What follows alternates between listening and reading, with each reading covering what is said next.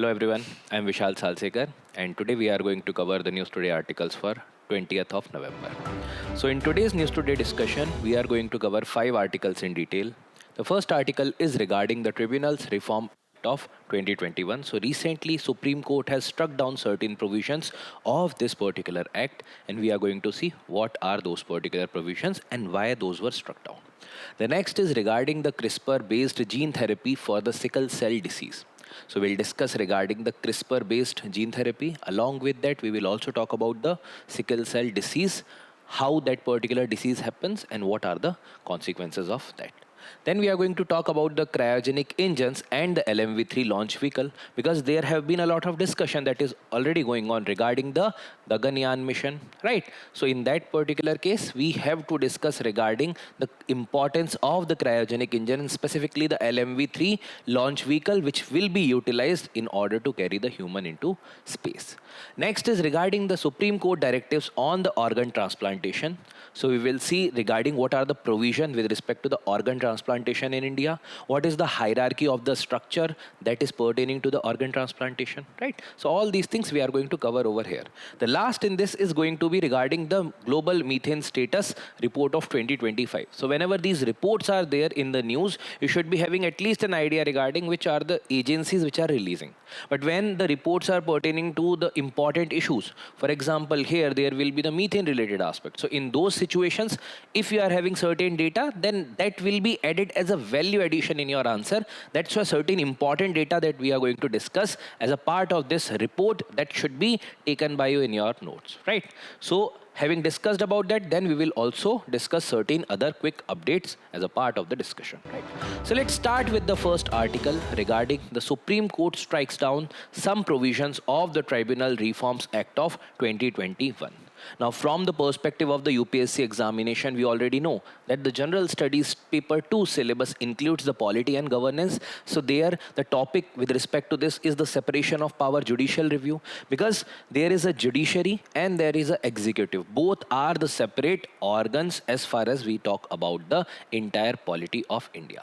In that case, if one organ is encroaching upon the functioning of the other organ, in that case, it is going to be the impact on the separation of power, and that will cause a lot of issues. That will also hamper to some extent the judicial independence, and that's why there were certain provisions of the Tribunals Reform Act of 2021 were struck down, right? Apart from that, tribunals and the quasi-judicial body, that is also important, be it the prelims or be it mains examination. These are important aspects to be discussed.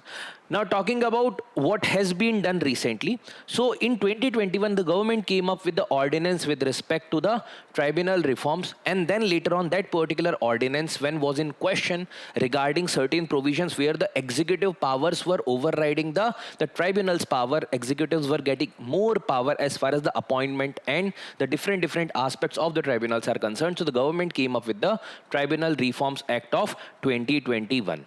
And there are certain provisions as a part of the Tribunal Reforms Act of 2021 which are still encroaching upon the judicial functions and that are directly impacting the functioning of the tribunals. So that's why recently there has been certain provisions of this act were struck down by Supreme Court. So the Supreme Court struck down the certain provisions of the Tribunal Reforms Act of 2021. Now this Tribunal Reforms Act was reproduced from the Tribunal Reform Ordinance of 2021. That means previously it was ordinance and later on by the parliament it was passed in the form of an act of the parliament, right? But that particular provisions which were contentious over here in the ordinance format, certain provision with a tweaked form were also incorporated in the Tribunal Reforms Act of 2021, and that's why certain provisions have been declared as unconstitutional. And this is the case which has been heard, which is the Madras Bar Association case, where these particular provisions were held unconstitutional in nature. That means they were struck down now. Now, these provisions, as I've talked about, that the executive is one such litigant, right? Whenever the tribunal is functioning, there will be certain parties which are the litigant, but the other side of the litigation, there will be also government. In majority of the cases, it is the executive executive which is on the other side of the litigation.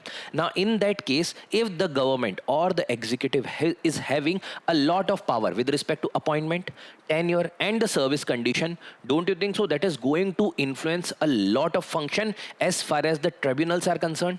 And that is going to be the conflict of interest and also infringing upon the separation of power, which is a prominent concept, right? So in all these cases, the appointment, tenure and the service condition related, whatever rules were there with respect to the Tribunal Reforms Act of 2021, those were struck down. Now why they were struck down? Because they were violating the principle of the separation of power, and also to some extent, if the executive is going too much into the judiciary wala domain, then obviously it is going to infringe upon the judicial independence, which is also one such part of the basic structure of the Indian Constitution, right? So that's why it is important. Now, executive, as I've talked about, ki majority of the cases, it is the executive which is the one such litigating party in the tribunals. That's why it is important. Now, talking about the key highlights, there are certain provisions which were struck down by the Supreme Court. So the first in this is regarding the minimum age of 50 years. So now Supreme Court has mentioned in this particular case that when we are talking specifically about the young talent, if you are keeping the criteria roughly, like for example, that 50 years ka criteria for the advocates and CA, and if you are keeping these criterias, then eventually in these cases you are excluding the young talent, and it is also not based upon certain exceptional aspects. It is basically an arbitrary criteria and also infringing upon the Article 14 of the Indian Constitution. That's why it is also had taken back or struck down. The next is regarding the 4-year tenure of the chairpersons and member. So the Supreme Court, what they have done, they have reinstated the 5-year tenure rule to ensure the security of their tenure and also the security and safety of their service, right? So in that cases, they should not be constantly worried about that if they are giving any specific adverse judgment. In these cases, there will be certain issues to their service condition. So that insurance will be provided as far as the Supreme Court judgment is concerned. Next is there are certain things which are reiterated again. So for example, here the Supreme Court has directed the center to set up the National Tribunals Commission within the 4 months. So what is the purpose of the National Tribunals Commission? So it will be a body that will be supervising it will be acting as an independent body. Apart from that, it is going to ensure the appointments, functioning of the tribunal. So all these things will be supervised by this particular body, which is the National Tribunals Commission. Apart from that, even the administrative and the infrastructural needs are also being taken care by this particular body. So these particular things have been done by the recent Supreme Court judgments, whether it is about the 50 years of each criteria that is struck down or removed, 25 years with respect to the experience criteria, then 4-year tenure, now it is reinstated as the 5-year tenure, then talking about the setting up of National Tribunals Commission within the 4 months. So these are the certain highlights with respect to this judgment.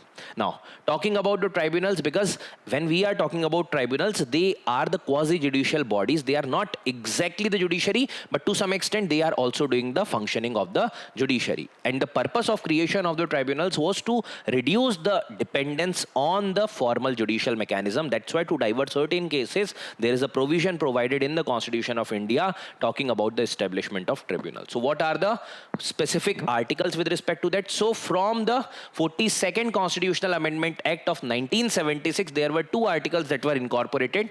Article 323A, which talks about the administrative tribunals and the service-related matter ke liye tribunal, and 323B, which talks about the tribunal for the other purposes that are there. Okay? So it is for the legislature to constitute tribunal for the other enumerated subjects, right? Now, talking about the purpose, we have already discussed to ensure the specialized, efficient adjudication and also the speedy resolution. So these are certain important aspects from the perspective of tribunal. Now, see, UPSC had previously asked certain questions. Judiciary ke context mein we have many a time discussed the articles, but now talking from the perspective of the tribunals, how far do you agree with the view that the tribunals curtail the jurisdiction of the ordinary courts? In the view of the above, discuss the constitutional validity and the competency of the tribunals in India. 2018 mein they had asked this question. Now, obviously, there will be certain things that you can incorporate, and also now after that, in 2022, there was Reforms Related Act in the tribunal that was there, right? So the appreciation of that particular act, critical analysis, that can be also asked in the wake of the recent Supreme Court judgment. Next is regarding the India launches the first indigenous CRISPR-based gene therapy for the sickle cell disease, right? So from the syllabus perspective, since it is dealing with the health and the wellness related aspects, so and also along with that, it is talking about the certain things with respect to the governance. So governance and social justice, where the health sector policies, the government intervention, that is important because the government is also collaborating with the private partners in order to speed up and scale the manufacturing of these particular infrastructure. Talking about the GS paper 3 science and technology, because biotechnology, then the genetic engineering, this is also a very important topic from the perspective of GS paper 3. Now, talking about the gene therapy, what exactly is gene therapy? So, simply, in very simple words, the gene therapy is in order to treat certain genes. So, when you are going to alter that particular genes or the portion of that, in that case, you will need the therapy which will be the gene therapy. So, in that cases, the use of gene to treat and prevent and cure a disease or the medical disorder. So, whenever suppose karo, if there is a gene that or the portion of gene that is having certain type of disorder and that has to be replaced, then that process is being carried out with the help of the gene therapy. Now, it can be adding the new copy of the gene by replacing the issued genes, right? Apart from that, replacing the defective one or the missing gene, or apart from that, in that particular cases from the body which is having that defected genes, and that will be replaced with the healthier version. So this is the entire process of the gene therapy, where you are replacing the defected one and then you are replacing that with the healthier one. This is part of the gene therapy. Now, what has recently been done, that the government has launched the Birsa 101 gene therapy, which is dedicated to Bhagwan Birsa Munda in the wake of the 150th anniversary of Bhagwan Birsa Munda. This particular gene therapy was incorporated. Now, talking about it is developed by the CSIR and the Institute of the Genomics and the Integrative Biology. So, if there is any prelims based question that will be asked, so generally that who has made this particular entire genetic gene therapy, right? So it is developed by the CSIR and the IGIB. Then the Birsa 101, in this particular context, it was there in news what this particular Birsa 101 is, right? Apart from that, obviously, when we are talking about the gene therapy, we cannot do the discussion without discussing about the CRISPR. So the CRISPR stands for the clustered regularly interspaced short palindromic repeat. So it is basically a gene editing tool. Now see, I have discussed that in the gene therapy, if there is a defected genes, that particular gene first has to be removed and then it will be replaced by the healthier version, right? So in that cases, who is going to identify that what particular portion has to be removed? That selection, apart from that cutting through the molecular scissor and then replacing that with the healthier version. So it is done by the technologies like the CRISPR-Cas9. So it is a genome editing tool where what you are going to do, there will be a guided RNA. So this guided RNA is going to find out that which is the defected portion, and that particular part will be the targeted part that this tool is going to target. Now, after targeting that particular part of the gene, now what you have to do, you have to ensure cutting of that particular gene and replacing it with the new one. So there will be a need for the molecular scissor, right, or the protein. So there will be Cas9, which is CRISPR associated protein 9, which is a molecular scissor that will cut this strand of the DNA and that will replace the healthier one in that particular context, right? So this is a part of two things, which is guided RNA, which will be for the targeting purposes, and the Cas9, which is as the molecular scissor, right? So this is regarding CRISPR. Now, when it is in the context of specifically the sickle cell disease, so let's also briefly discuss about the sickle cell disease. So it is a genetic disorder. That means it passes through the generation. So it is an inheritable disease. If both the parents are facing this particular sickle cell disease, then that is going to be passed through, and there are very high chances that will be passed through the generations or the subsequent generations, right? So it is a genetic disorder that affects the hemoglobin. So whenever this particular disorder is persisting in the older generation, that will be passed through to the younger generations, and in that particular cases it is going to affect the hemoglobin, and that particular thing is going to carry the oxygen flow within the blood cells. So this hemoglobin is also going to get affected. Now what exactly happens in this sickle cell disease? So जो आपके red blood cells होते हैं, the red blood cells which are round in shape, that converts into the sickle shaped. So when these are going to get converted into the sickle shaped, along with that they also becomes rigid. Now when they are passing through the blood vessels, now that particular sickle cells are very hard, and that is going to cause a lot of pain. Along with that, there are chances that the blood can be blocked within that particular entire system, and then the blockage of the blood flow can be there. Now it has been observed that the tribal communities are more vulnerable to that, and that disease is more having incidence in the tribal communities. The idea is like 1 in the 86 birth among the scheduled tribes are having the sickle cell disease, and that's why this specific things have been incorporated specifically right now for the tribal population, right? Now, there is another term that we have to discuss, because in the prelims, generally the chances are high that they may give you certain words, and based upon that, you have to choose the appropriate answer.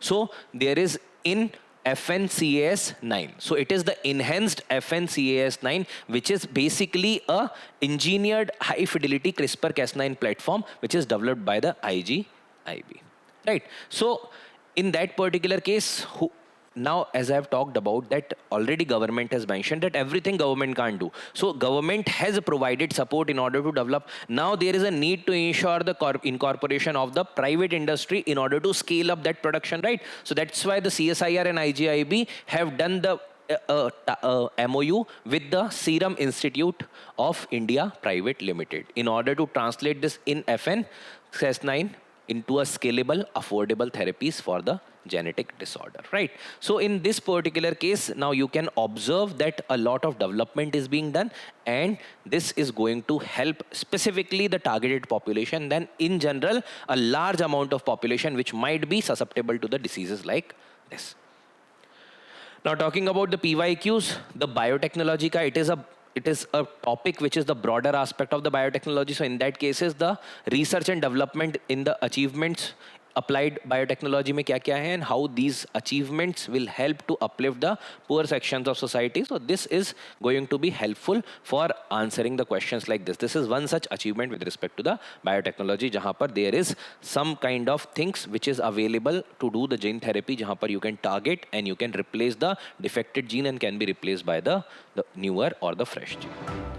Next is regarding the ISRO conducted the bootstrap mode start test for the CE-20 cryogenic engine under the vacuum conditions, right? So since this is something with respect to the space technology that is being done on the indigenous basis, so GS3 may science and tech, development application, science technology, indigenization of the technology along with the technology transfer, space-based indigenization, right? So from all these perspectives, it is a very important aspect. Now, what has been done?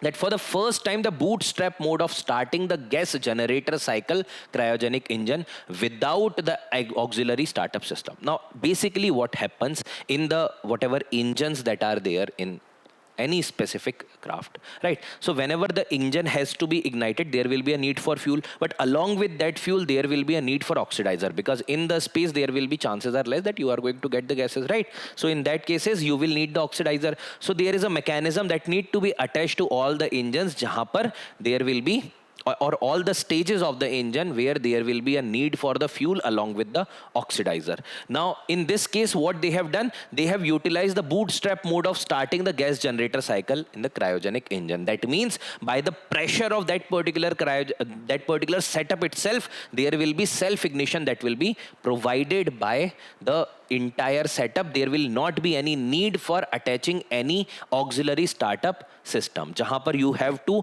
attach some startup ignition system or the oxidizer have to be sent separately in order to ignite the cryogenic stage.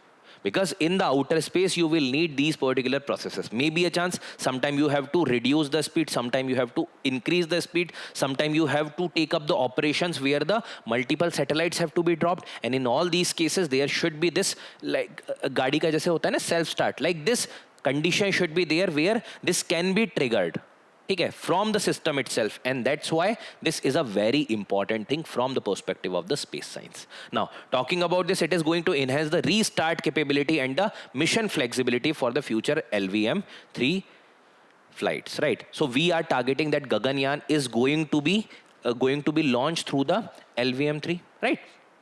So launch vehicle Mark 3 flights, right? And this is the heaviest engine that has been developed by ISRO, right? So in that particular cases, this will reduce additional setup in this LVM flight, or basically what you can do, you can reduce the weight of the entire engine, and now the payload capacity can be increased, because entire engine, let's say it is taking 4000 kg. Now additional setup, let's say some kg, let's say 100 kg has to be added in order to reignite it again.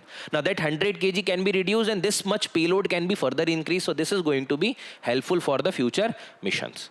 Now, talking about the cryogenic engines. So, cryogenic engine, why they are known as cryogenic engine? Because the last stage generally in these particular cryogenic engines are the cryogenic stages, jahan par they are using the cryogenic technology, where the fuels are stored at very, very, very low temperature, like the temperature below minus 150 degrees Celsius. So generally the fuels utilized are the liquid hydrogen and liquid oxygen that will be in the liquid stage at such low temperature, right? And this is going to be more efficient. That can be packed very, very closely, and this will be more efficient as compared to the solid as well as the liquid propellants, right? So liquid and solid propellants are comparatively less efficient and gives the small payload advantage. That's why for launching the heavier payload, you need the cryogenic stage. And that's why in the LVM-3, there is a need for utilization of the cryogenic stage. And that's why this has been incorporated. The cryogenic stage has been incorporated. Now, this is the further add-on that you will be self-ignite the stage. There will be availability of the bootstrap mode of starting, right? Now, talking about CE20, so it is the largest cryogenic engine which is using the liquid propulsion, which is being developed by the Liquid Propulsion System Center, Vallimala, Kerala, right? So this is regarding the CE20. Now, talking about the cryogenic engine, so this is the setup where there will be from one side it is the fuel, from the other side it is the oxidizer, because as I've told you that in the outer space you will not be getting the oxidization ke liye certain gases that is needed, like for example oxygen, and that's why that will be incorporated over here. Here will be for first pre-burner, and then eventually it will be the combustion chamber, jahan par the entire fuel burning takes place. Now, LVM-3, which is the LVM Mark 3. Previously it was GSLV Mk3. Now the name has been changed to LVM-3. It is the new heavy lift launch vehicle of ISRO. Roughly 4000 kg is the capacity in order to transfer the satellite into the GTO, which is the geosynchronous transfer orbit, from where it will be further moved to the geosynchronous orbit or the geostationary orbits, right? Now, 3 stages hai. First stage is solid, so yahan par 2 solid propellants that will be there. The second stage pe it is the liquid stage, so generally the liquids to engines jo hai, Vikas engine, which is being utilized right now, that is being utilized over here. So right now Godrej Enterprises has also provided the L110 stage Vikas engine. This is the liquid stage ke liye, right?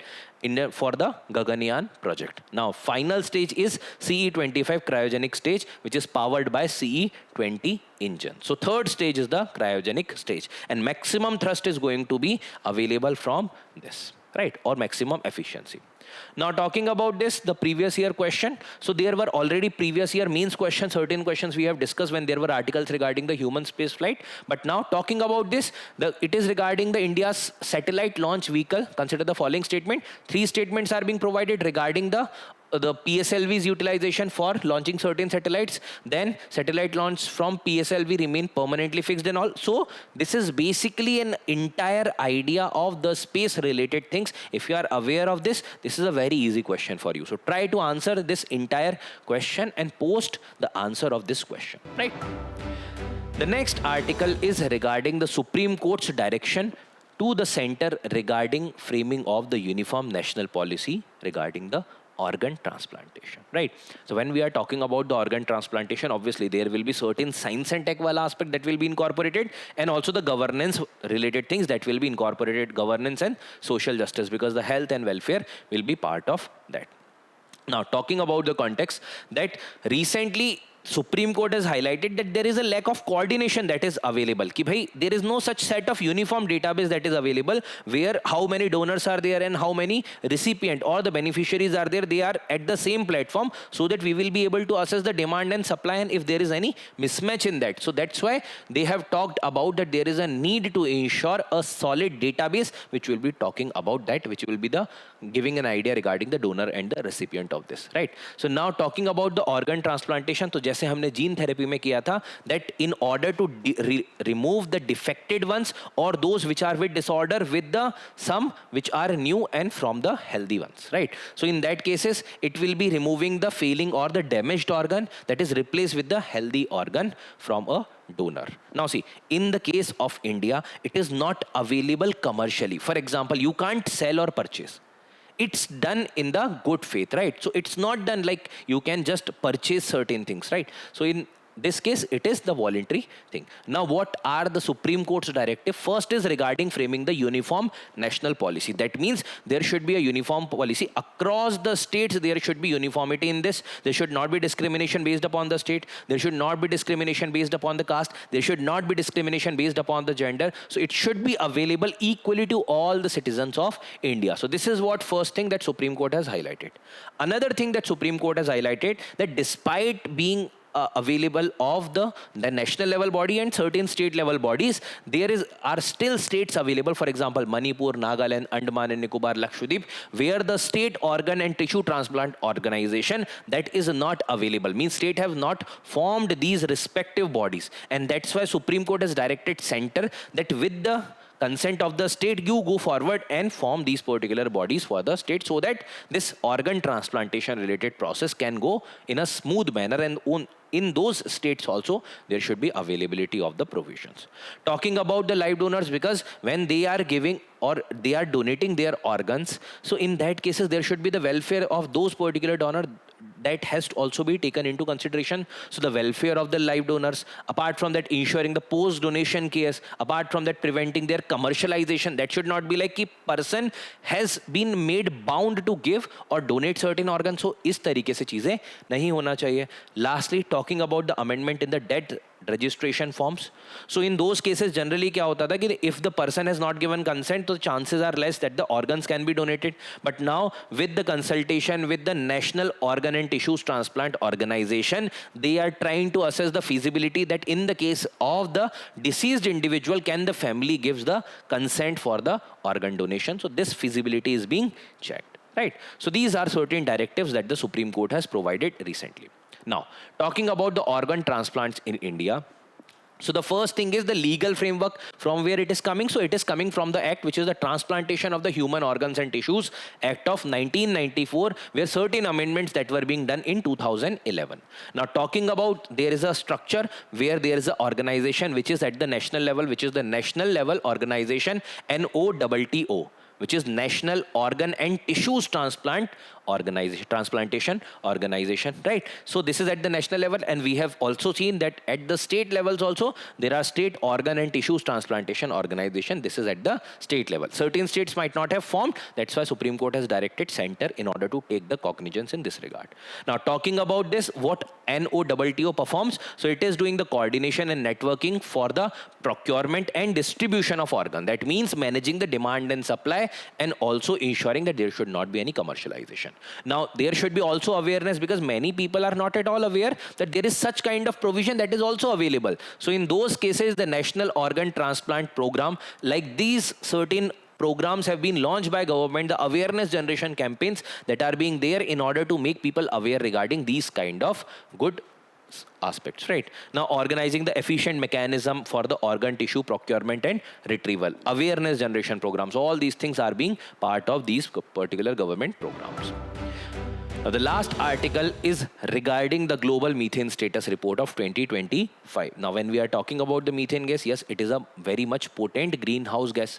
If we compare it with the carbon dioxide, roughly it is 28 times more potent than the carbon dioxide, though the lifespan is less, but still its potency is comparatively high. That's why it is important. And from the perspective of GS paper 3, environment and ecology, it is very, very important. Climate change, sustainable development, these type of reports gives you certain idea regarding how you can enrich your data with respect to the answers.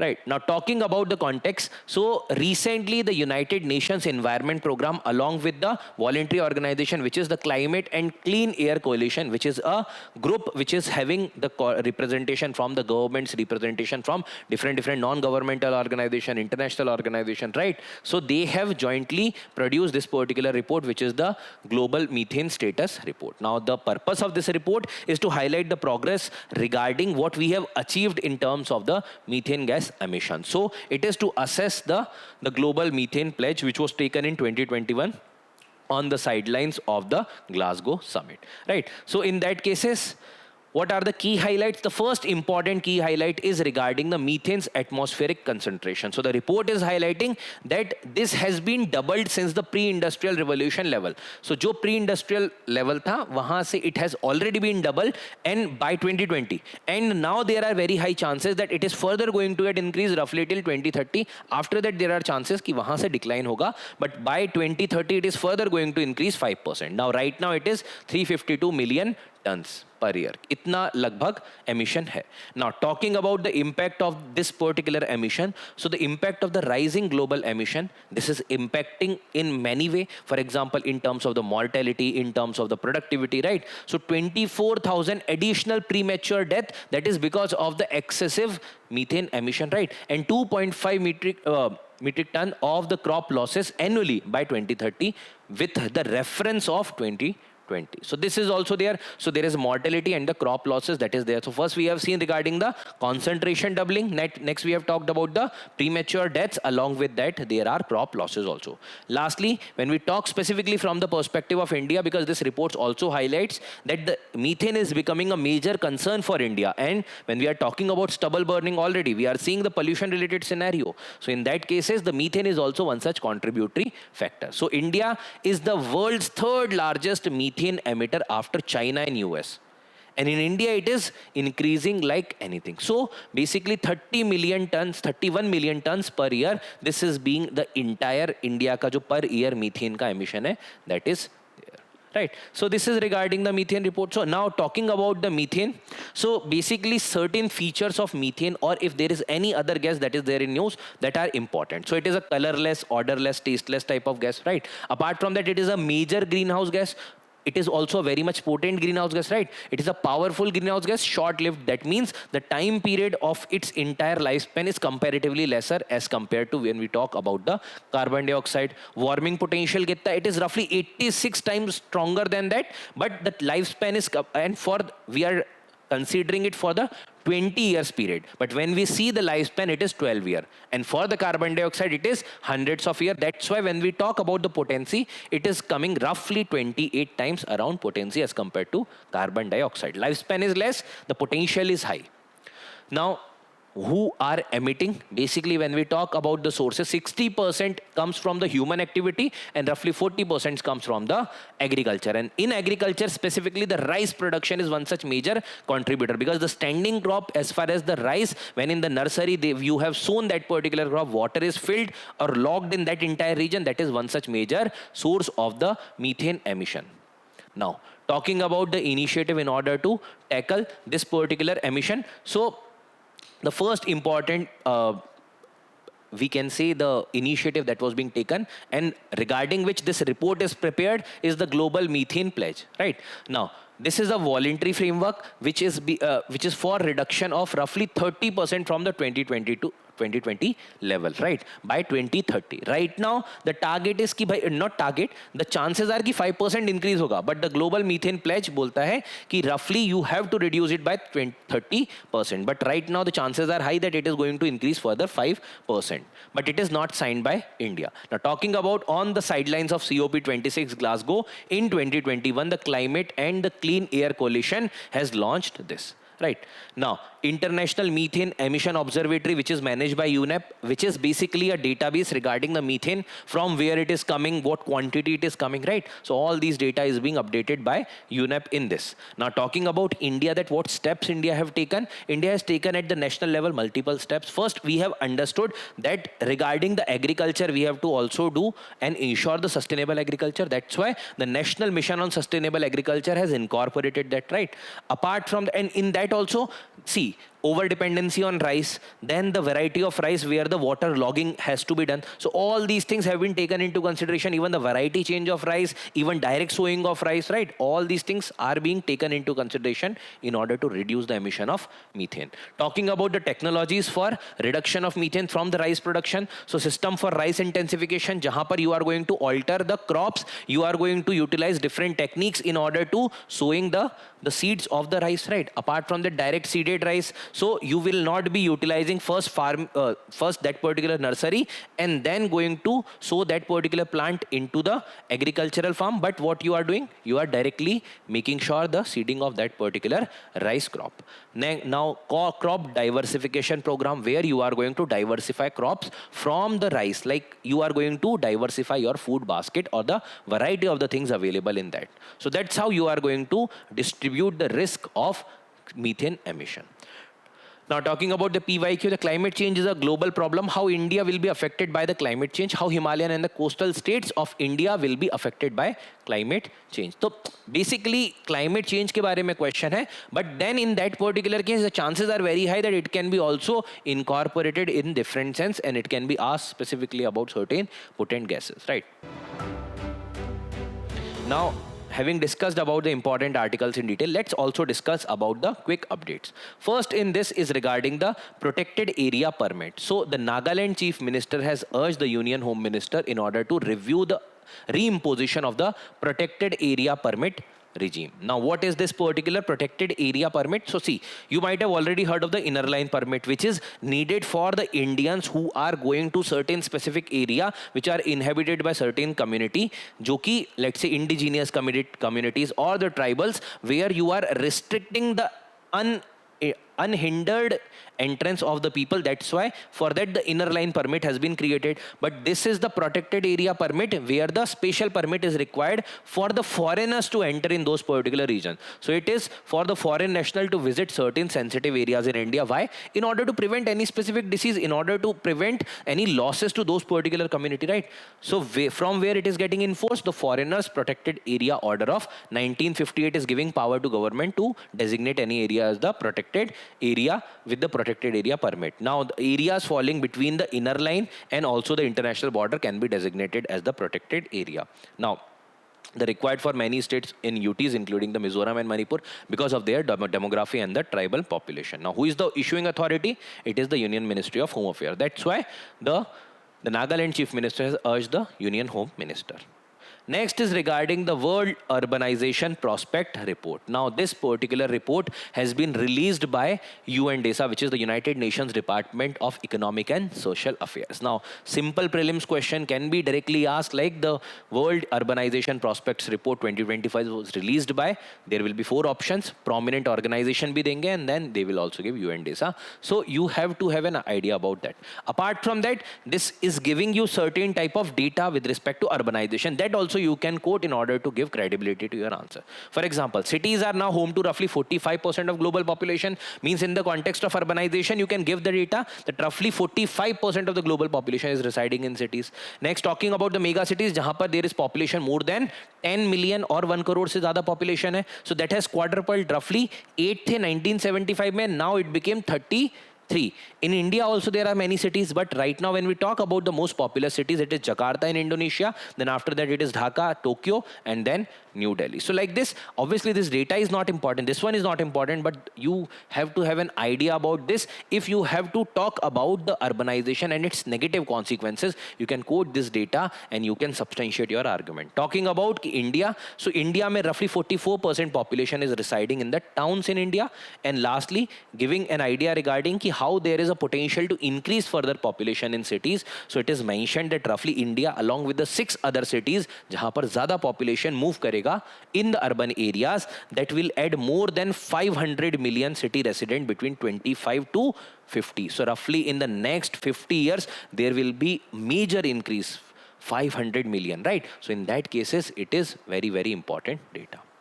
Next is regarding the Goldilocks environment. So you might have heard already about the Goldilocks zones, right? So that is there with respect to the space. But now when we talk about the Goldilocks environment, it is talking about the sustainable growth or the stable growth, we can say. So Morgan Stanley in 2026 India Economic Outlook have projected कि India का growth रहेगा within the Goldilocks environment of the economy, and that will be with the real GDP growth of roughly 6.8%.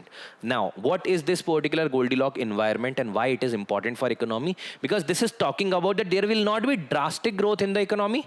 There will be the moderate growth that will be continuing, and that is a stable aspect for the growth, because it is not talking about that there will be the large amount of growth that will be leading to a unmanageable inflation. So it is going to ensure the sustainable growth or the stable growth along with that moderate level of inflation that will be there. So it is an ideal situation जहाँ पर steady growth होगा, neither too high कि trigger हो जाए inflation, nor too low for the slowdown. So it will be in the moderate manner, it is going to be there. So economy will not going to be expand too much, and that will cause the inflation, or will not shrink too much, that will cause the recession. That means stable policy, and for the policy maker also, this is good time in order to do certain or to do certain better decision making in order to reap the benefit of this. Next is regarding the water budgeting. As the name suggests, it is about managing whatever water resources are available, having an idea about that, right? So the Niti Aayog releases a report on the water budgeting for the aspirational blocks. Now, it is a comprehensive view of how much water is available from different sources, how it is utilized, where water shortage, where surplus, so in order to manage the water related things. So identify the demand supply gap, support the water security, integrated water resource management. So you can do the better management of water if you are aware regarding where the source is and where the deficit is. Now one of the key activities is the under the Atal Bhujal Yojana. So वहाँ पर you have to identify that which are the main reservoirs which we can utilize and how you can replenish also. So it is one of the key activities under the Atal Bhujal Yojana. Next is regarding the humpback dolphin. So it is one such variety of dolphin. So recently the study conducted in order to understand the behavioral mechanism of the wild dolphins, including the humpback dolphins and the traditional fishers and in the Ashtamudi Lake in Kerala, right? So first thing it is giving that Ashtamudi Lake, where it is situated, it is in Kerala, right? Now it is talking about the dolphin related distribution. So shallow or near water dolphins कहाँ पाई जाती हैं? It is there in Australia, Africa and Asia, right? Regarding the humpback dolphins. Now Indian Ocean humpback dolphins, it is endangered as per IUCN. Indo-Pacific humpback dolphin, it is vulnerable as per IUCN. Just having an idea is good to go. Next is when we talk about the river dolphin or the freshwater dolphins in India. So the Gangetic river dolphin, which is available in the entire Gangetic system. Okay, so from the Karnafuli river, Ganga river ka system, then Meghna river, Brahmaputra river, in entire region, this Gangetic river dolphins is available, and it is in the endangered category. When we talk about the Indus river dolphin, India, Pakistan, Bias river region, right? So in entire region, this particular Indus river dolphin is available. Again, the status is endangered in nature. That means it needs urgent attention in order to protect them. Next is regarding the Himalayan black bear, Urus tibetanus, right? So recently what had happened, that the experts are highlighting that recently when there is attack of this Himalayan black bear that have increased, the experts are highlighting that the rise of the temperature or the climate change is responsible for the change of behavioral aspect of the Himalayan black bear. So the Asiatic black bear or the moon bear, which is having the crescent shaped moon type mark or white mark on their black chest, that's why they are also sometimes known as the Asiatic black bear, or also sometimes known as the moon bear. Now they are largely nocturnal, they are solitary, want to live in the solitary regions, right? Along with that, occasional sightings during the day. That means generally they are nocturnal, but sometimes during the day also they are being found.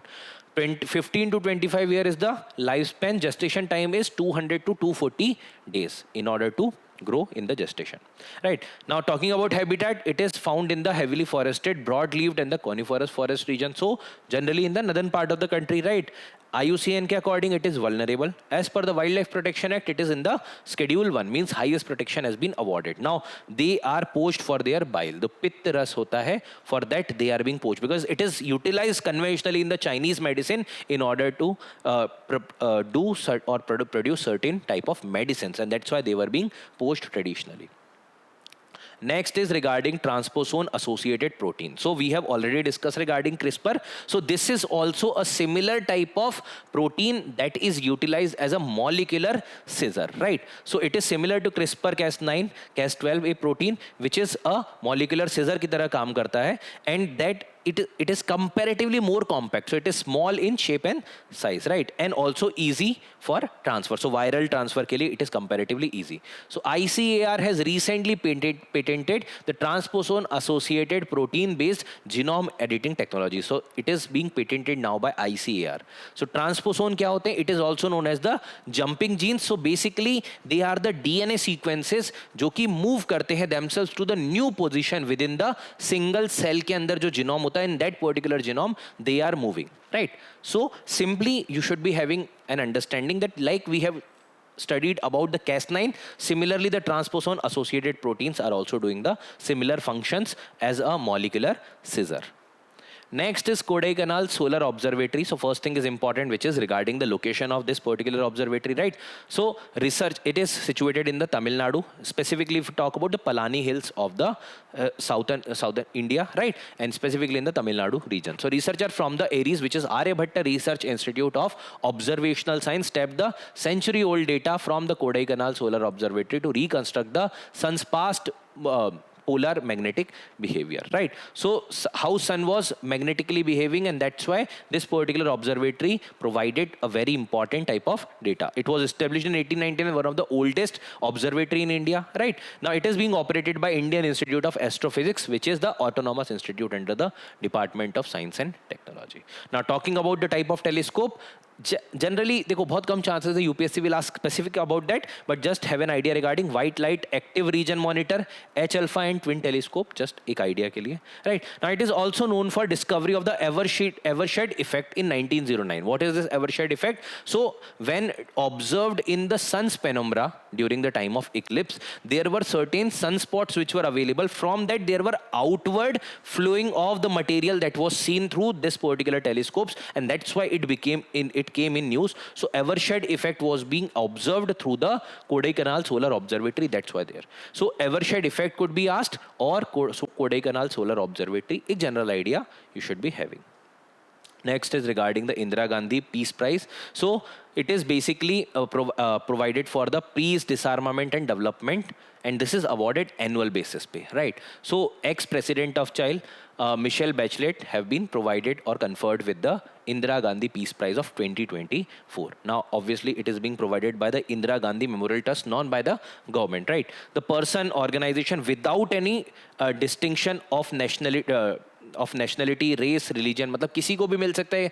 Any nationality is eligible. Recognition of their creative efforts towards promoting racial equality, goodwill and harmony among the nation. That means those who have done good for the nation or entire humanity, that can be awarded with this particular award, Indira Gandhi Prize, right? So with this, we have done the entire discussion of the news today of 20th of November. Now there must be certain questions. Try to answer that.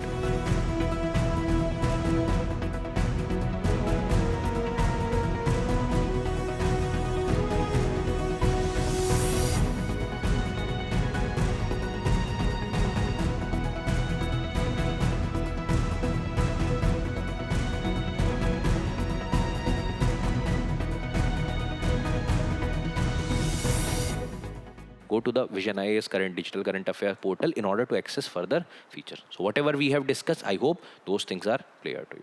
Thank you everyone. We'll meet again.